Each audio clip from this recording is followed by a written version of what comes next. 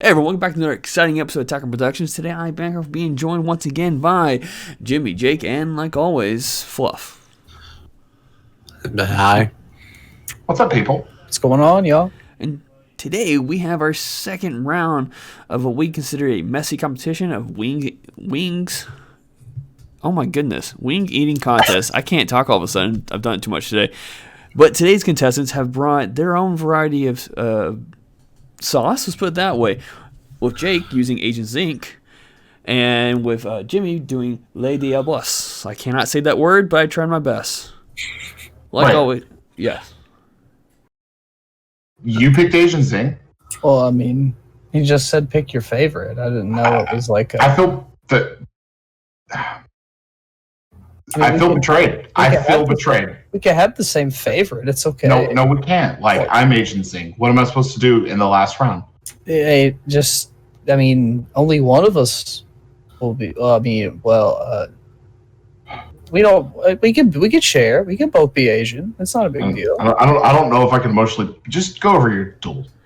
There are buttons. Click them if you like. We appreciate it, like always. With that being said, wait a second. Jake, Jimmy, what the hell are you all doing? Those are not your decks.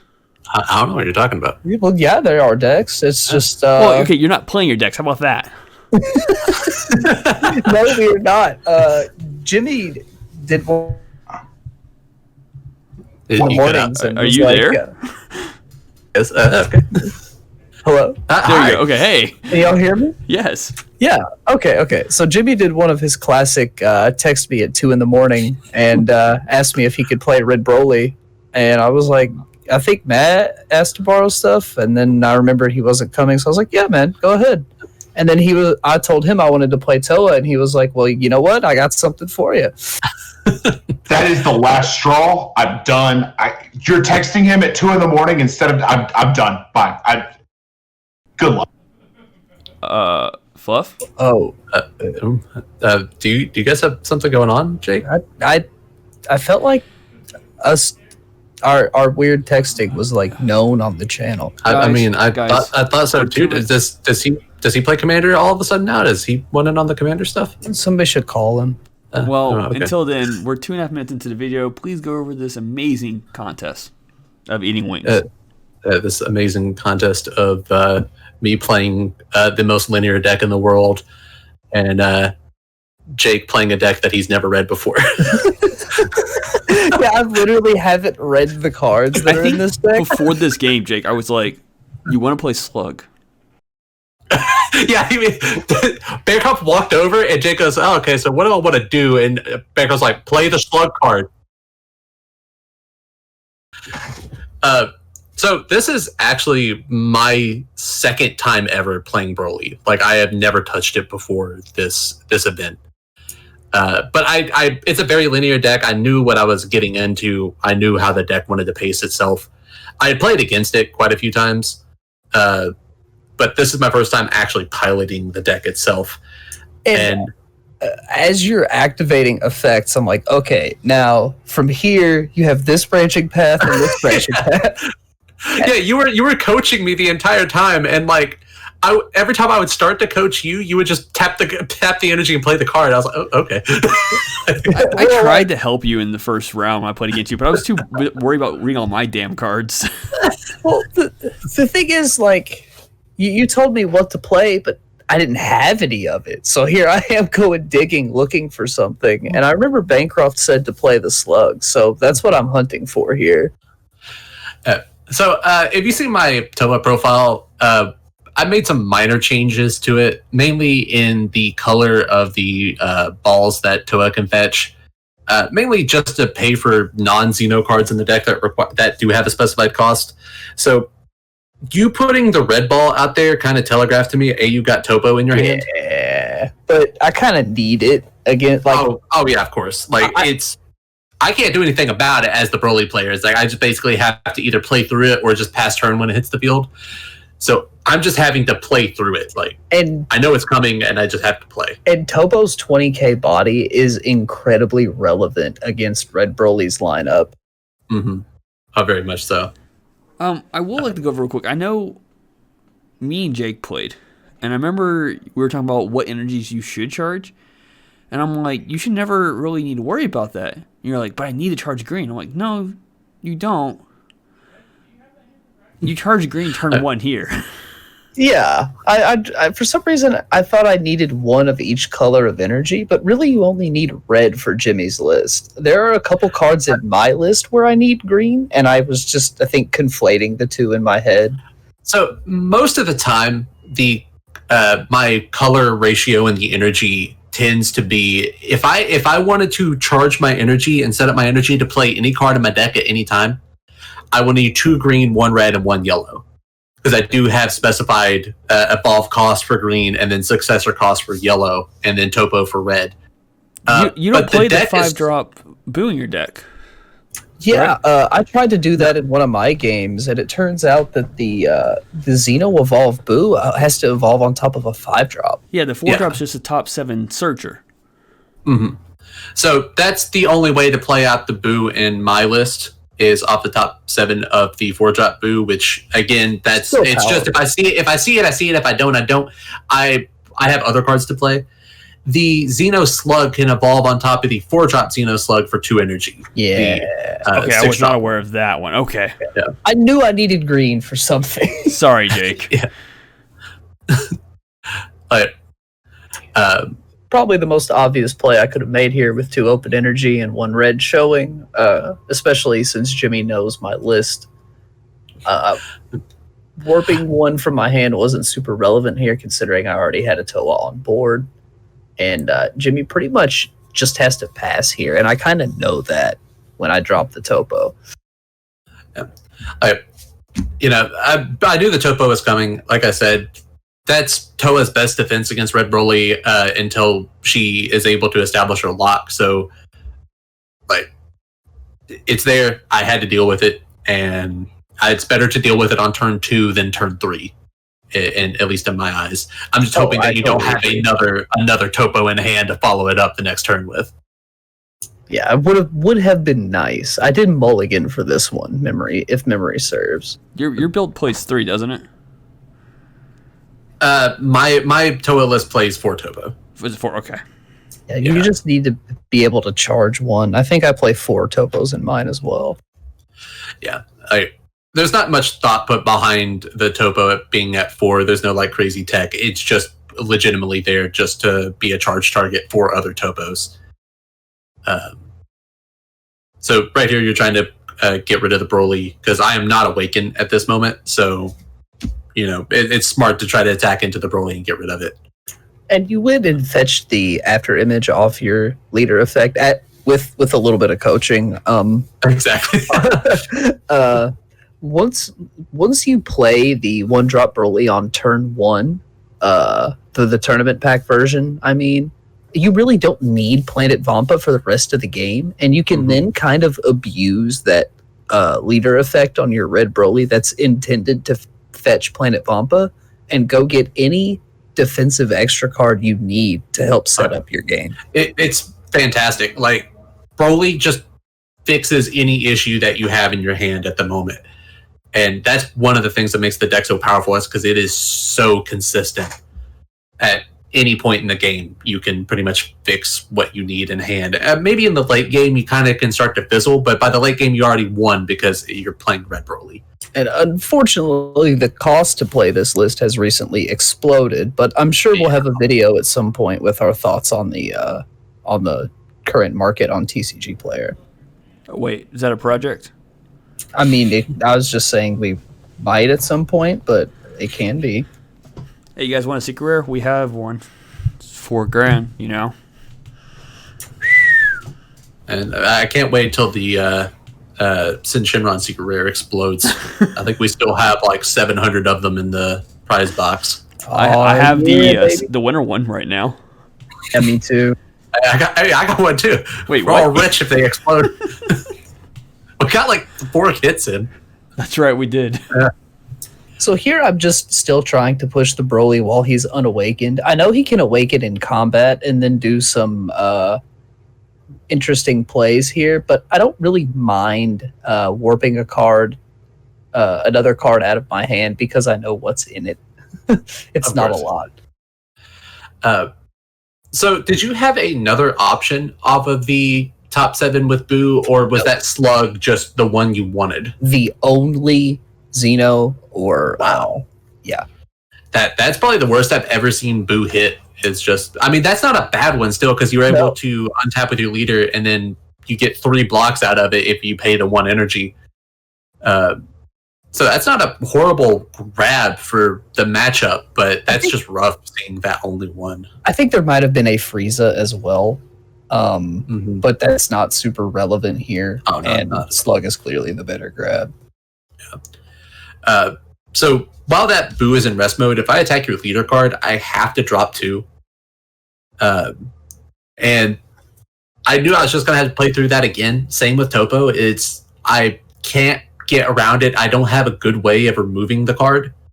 That I just have to swing and eat the drop 2. And I know you're going to block, So it's a wasted attack, but it can get 1 block out of the way. And that's all I need in some cases. Yeah. And really, as you said at the top of this game, your best way is to just play through this stuff. Even though you know it's coming and know it's going to have some downside for you, you're better off just trying to play through it. And if you're struggling with the Towa matchup, sometimes the best thing to do with Towa is just go straight for the throat. Like, if you play into the battle cards too much, like, you're going to get to a situation where you fizzled out all of your resources trying to remove their battle cards, and they're just going to swarm it back out with the Unison the next turn anyway. So sometimes it's just best to play straight through Towa and not worry about the cards that are in your way. And also, I think right here we were talking about how nice it feels to be able to untap 2 with Broly because of the lack of untap 2 leaders in the game right now. Yeah, it's just so strong. It's a glorious feeling being able to untap 2, and it's like, hey, I just started my turn again. It's too good for Broly. I feel like if he was a hybrid leader, it would knock him down a few pegs, which I think is what the deck really needs. I don't think it'd slow him down that much, honestly. Yeah, like it'll make it so he can't go that far up the chain so quickly. Yeah. It would add an extra step to going up the chain, which I think is completely fine. So interestingly here, you could have used that max power to warp the Boo off the table and then come in and not have to pitch cards. Was there a particular reason you opted to pitch it instead? I didn't want to tap the energy for it. Makes sense. So I had another plan for energy, and I did not want to expend the energy on max power. Yeah. This is probably a good max power target as well. Oh, yeah. Well, the effects of the card are sometimes hard to justify taking just to remove it. It's like, yeah, I'm pretty much losing 2 attacks every turn. You basically get 2 free negates because I'm not comboing up to kill that card. Or I don't have any way to tap it down. And removing it cost me so much. It cost me a battle card, a card from my hand, and then you get to pull your Dragon Ball back to your hand. And remove 2 markers from a Unison, which of course I don't have a Unison out, so that's not that big of a deal. But the cost outweighs what it's going to give me. So I'm just trying to bait the blocks out with the smaller Broly so that my big crit Broly can get through. And obviously it's not working. Yeah, I've played that list a time or two. I think I know the line you're trying to take. Yeah, exactly. And that was the fun part about this matchup, I think, because we both knew each other's lists so well. And it was also fun because, like I said, this is the second time I've ever played Red Broly, and this is your second time playing Towa, if I remember correctly. No, this is my... He had the buy. With the list. Yeah, I had the buy round. Oh, yeah, that's right. So, yeah. So this is the first time he's played this list. Jake, you were kind of cutting up for some reason, so I went ahead and filled them in. Yeah, thank you. So, this was an interesting matchup. It was really fun. So I put out the Unison really late because when I critted your life and I seen that slug, I remembered that you could wipe my field with that slug if I didn't kill my Unison. So I would have put it out earlier to tick up markers on it, but that was not really my goal, was to get markers on it. I just wanted to put it out on field so that if you drop that 4-drop slug, I could just go, I'm just going to get rid of my Unison and not worry about wiping my field. Yeah, I wasn't sure if you could choose to drop your Unison if you had no Unison. You cannot, that's the thing. So I had to put the Unison out there. Yeah. Otherwise, if you just drop the slug, I mean, we both get to draw a card, yippee, but I lose my field, and that's pretty devastating with Broly, because, you know, I established a 5-drop and a 4-drop on field. Yeah. That's just rough to lose out on. Which, if I remember correctly... You could replace them. The effect is repeatable, but you can't get past the 4 on the chain. Yeah, and I think I only had 1 4-drop in my hand. So I would have been able to only resolve the effect once and put 1 4-drop back on field, which is not the worst thing in the world, but I didn't have another 5-drop to go back into the next turn. I mean, even if you replay a 4 and a 3, that's 2 more attacks, and I have a 2 life at this point. Mm-hmm. So, I mean, it's still not bad, but it's... I'd rather just pay the 1 energy for the Unison and not worry about it. Oh no! I'm just saying, had you not had the Unison, you still wouldn't have been that big a deal. Should your board get wiped? Yeah. So I think right here, this was more of just a thinking round. It's like I don't remember if you end up charging at this point because your hand was so low from all of the Broly warps. Well, here I'm asking questions about how this Unison works. I wasn't sure how main phase and battle phase flow into one another in this game, because the way this Unison is worded kind of led me to believe that I could board it, attack with the card, and when it flows back into main phase, I could proc it, but that's not the way it works. So, when I said I had another use for my energy, it was for Violent Rays. Because I did not want you turning that Boo sideways again. And I did not want to drop cards again.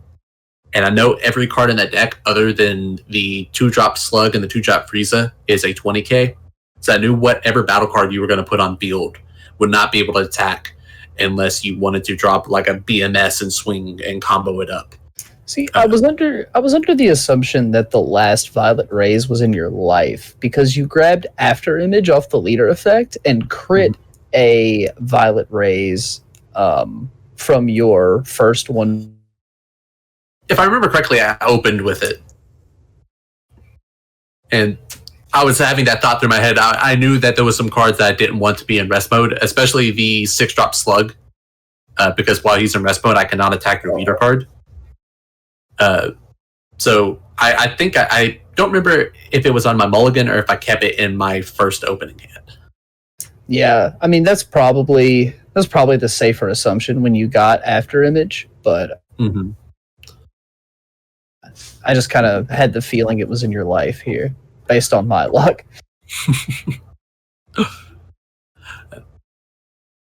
So, of course, like Violent Rays is just such a good negate. Like, it has blown Toppo out of the water for me. Like, I used to think like, it's 20Ks or more, like it's not that great. But in the current meta, there's so many decks that just spam out 20Ks and have so many like big bodies that Violent Rays has just become a fantastic card. Like, and you know, it was never terrible, but yeah, it was never terrible. The game has changed around it, and sometimes cards get better with time. Another card that's kind of like that I've been preaching about in our locals recently is Personal Ambition. That card with the new yellow Frieza leader has a lot of potential that I don't think your leader card has to be a wish leader. It is wish leader? Yeah. I thought it was just had what's it called? Desire. Yeah, I think it specifies your leader card has to be yellow Shenron. Really? But with the new Mecha Frieza support, like I think we could probably see like somewhat of a retrend into Trader Dende. I still think it's a very strong deck. Like, I think Personal Ambition could come back in some cool ways. So I used the Unison to neg down the blocker. Very smart. And I believe you just blocked with it and let it die. Which I think comboing out all the cards from your hand, which would not have been a great idea because I'm about to rip 3, and I'm sure you knew that that was coming out. Yeah, and basically my thinking there is if he rips a particular card, I'm dead, and there it is. Power burst. And Xeno Cell, I believe. You put him here, drop. Yeah, I know it's over at this point. Get rid of another card. I warped that one for whatever reason.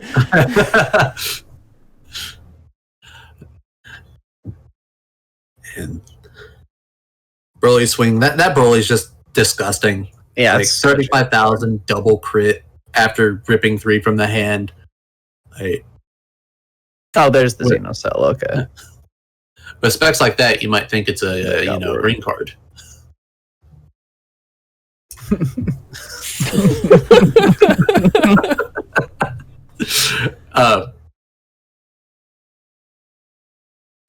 Yeah, and like I think a lot of Broly players, like I know everybody knows that the 1-drops can be lethal. I mean, right here I'm swinging 15k for 1 energy, which is never a bad thing, and it just goes straight back into the 3. But that's what makes this deck so disgusting, is that most people are fearing those higher cost cards when the 1-drop to 3-drop is just as devastating in some cases. You're only swinging like 15k to 19k, but for the little energy investment put into it and the little card economy investment that you put into it is so powerful. Oh my God. Yeah. That was the weirdest thing that has ever happened to me. So I went to go use the bathroom. I came back, and Justin Bieber was sitting here eating a burrito sideways, crying about why Jimmy won't call him back. Would you just call the Beeb back? Like, I changed my phone number. I told him to stop calling me. You know, his track with Jack U was kind of listenable, but after Yummy, I'm not talking to him anymore. There was look, I don't want to accuse him of anything, but like, he was using my headset. Like, do you think I'm herp free? And with that being said, thank you all for tuning in. We appreciate it. Wait until the next round where Fluff takes on Jimmy. And with that being said, there's buttons. Click them if you like. But let's go into a round of last words. Jake. If you want to win, you have to practice. And Fluff, hide your mop bucket. Damn it. Jimmy. I mean, I thought the Jack U reference was like, you know, was not in the limelight, but okay. Damn, Jake. I held off until that point. That's why I was trying to cut Fluff off. Yeah, that's fucking gross, Jake. Holy shit. I'm just saying. I hope Bieber isn't a fan.